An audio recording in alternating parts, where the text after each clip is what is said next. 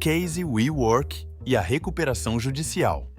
A WeWork foi fundada em 2010 em Nova York e se expandiu para mais de 500 locais em mais de 100 cidades.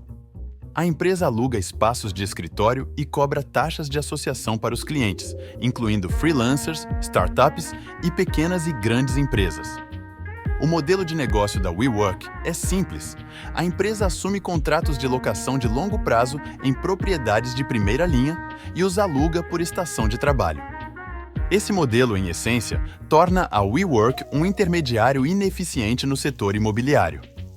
A empresa se apresentava como uma empresa de tecnologia capaz de revolucionar a forma como as pessoas trabalham, vivem e pensam. No entanto, alguns analistas apontaram que o negócio principal da empresa não era tecnologia, mas sim imobiliário. Em resumo, a empresa se endivida a longo prazo, com aluguéis de lajes corporativas, andares de prédios comerciais, e aloca a pequenas empresas e ou pessoas a curto prazo, só por isso configura um considerável risco. Dívidas a longo prazo e a entrada de receita compromisso de curto prazo. Outro ponto crítico na avaliação da empresa foram os fatores multiplicativos do business similar ao aplicado em empresa de tecnologia de ponta. E o business da WeWork não envolvia tecnologia, e sim mercado imobiliário de locação com foco em pequenas empresas. Os fatores multiplicadores utilizados na avaliação do IPO do WeWork foram: múltiplo de receita. O múltiplo de receita é um indicador que compara o valor de uma empresa com a sua receita. No caso do WeWork, o múltiplo de receita foi de aproximadamente 20 vezes. Isso significa que a empresa foi avaliada em 20 vezes a sua receita anual. Múltiplo de EBITDA. O múltiplo de EBITDA é um indicador que compara o valor de uma empresa com o seu lucro antes de juros, impostos, depreciação e amortização. No caso do WeWork, o múltiplo de EBITDA foi de aproximadamente 10 vezes. Isso significa que a empresa foi avaliada em 10 vezes o seu EBITDA anual. Múltiplo de lucro líquido. O múltiplo de lucro líquido é um indicador que compara o valor de uma empresa com o seu lucro líquido.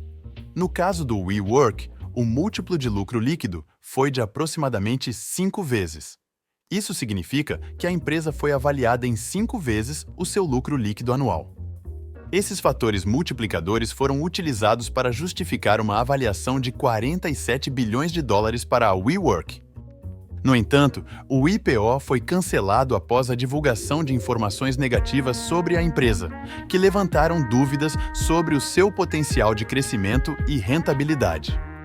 É importante ressaltar que os fatores multiplicadores são apenas indicadores e não devem ser usados como o único critério para avaliar o valor de uma empresa. Outros fatores, como o crescimento da receita, a margem de lucro e a qualidade dos ativos, também devem ser considerados. WeWork finalmente abriu o capital em 2021, após uma fusão com a empresa de aquisição de propósito específico, SPAC, Bogues Acquisition Corporation. A combinação forneceu ao WeWork recursos em dinheiro de cerca de 1,3 bilhões de dólares e uma avaliação de cerca de 9 bilhões de dólares. A WeWork também sofreu com os efeitos da pandemia de Covid-19, que levou a um aumento do trabalho remoto e híbrido, ameaçando a própria cultura de escritório sobre a qual a fundação da WeWork foi construída. A empresa fechou dezenas de seus espaços de coworking em resposta aos bloqueios da pandemia, quando o trabalho remoto passou a dominar o coworking. Seu portfólio imobiliário comercial permanece vasto, no entanto, com cerca de 39 países até junho. Estes abrigavam 906.000 opções de locações, de acordo com a empresa. A empresa correu para se adaptar a um mundo pós-Covid, buscando se posicionar como um provedor especializado de espaços de escritório flexíveis, à medida que as empresas e seus funcionários avaliavam como e onde trabalhar. No entanto, a empresa permaneceu no vermelho e perdeu 669 milhões de dólares no primeiro semestre deste ano. Enfrenta uma forte concorrência de outros provedores de espaços de coworking, como IBWG, Industrious e Knotel, que oferecem serviços semelhantes ou melhores a preços mais baixos.